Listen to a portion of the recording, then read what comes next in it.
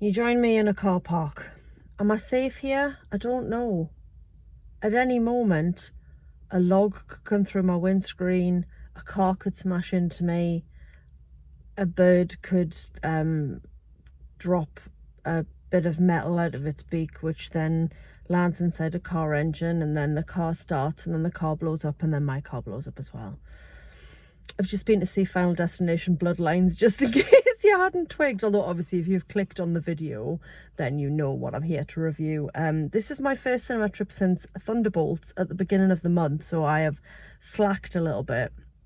For context, not that you care, my eldest is in the middle of doing her GCSEs, so on evenings or afternoons when I would be over at the cinema, I have instead been helping her revise physics and chemistry and other things I don't understand. It's been a right laugh, let me tell you. But I've escaped this evening to see the new Final Destination film. So it was way back in 2000, 25 bastard years ago. I nearly said an F-bomb there, but then I didn't. 25 years ago, we got our first ever Final Destination film. It was, I'm told, legend has it, it was originally written as an episode of X-Files, and then it was expanded out into a film. And all the way back then, it was a school trip to Paris, and they get on the plane, and then a guy, Devon Sawyer's character, has a premonition that the plane's going to blow up. He kicks off, and as a result of his kicking off, about 5 students, I think, get hauled off the plane. They're back in the terminal, and then they watch out of the window as the plane they're supposed to be on blows up in midair.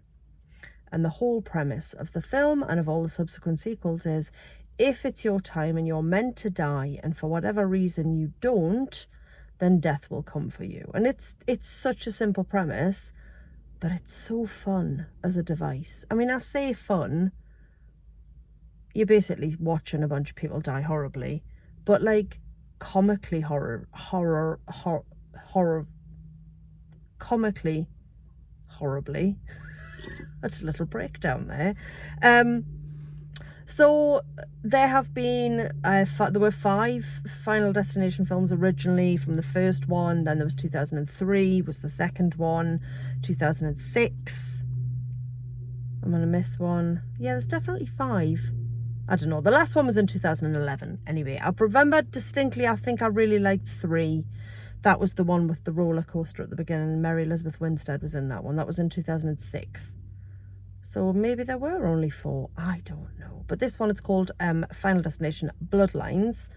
And the whole idea is that many, many, many years ago, a woman cheated death herself, and she helped many, many other people cheat death. Basically, the opening sequence of the film is that. And I don't want to spoil anything, obviously. Don't do spoilers. Not on our bed. So basically you open back in the past, you see events unfold as we've got used to, and obviously the first time we see the thing, it's always the worst possible scenario. And then of course that's the premonition, and the person is then able to sound the alarm and save a load of lives. But of course what happens is, because all those people were supposed to die and they didn't, over time their card is marked and death is going to come for them. This is the shtick, isn't it?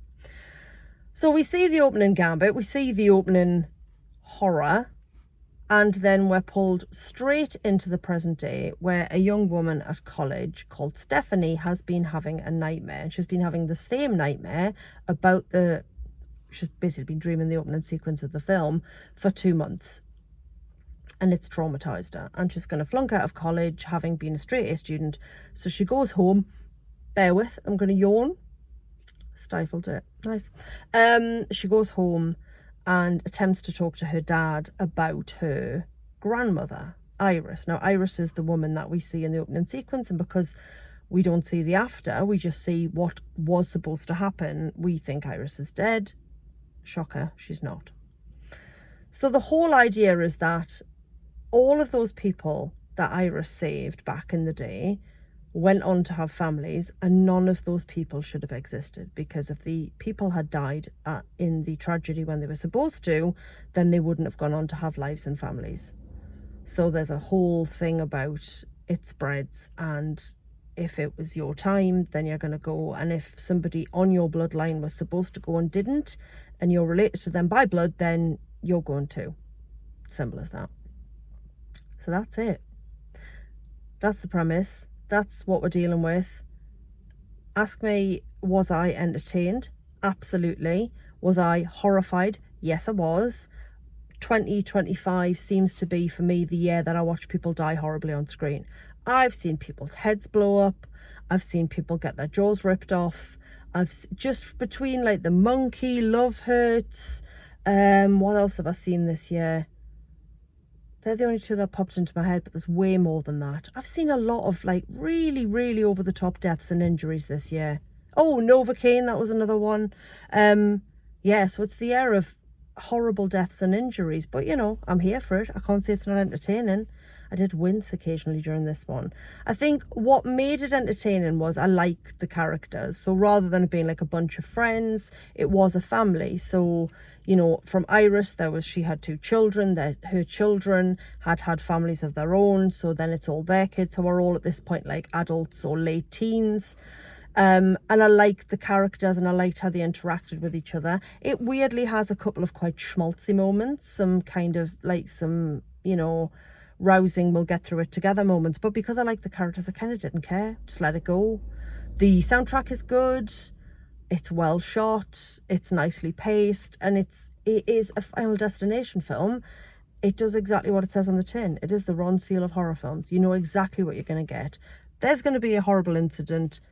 People are going to survive, and then they're going to be picked off one by one. But what is interesting about this is the original tragedy was like 40 odd years ago, and now it's the whole you will not get away with it, and ultimately I will come for your family.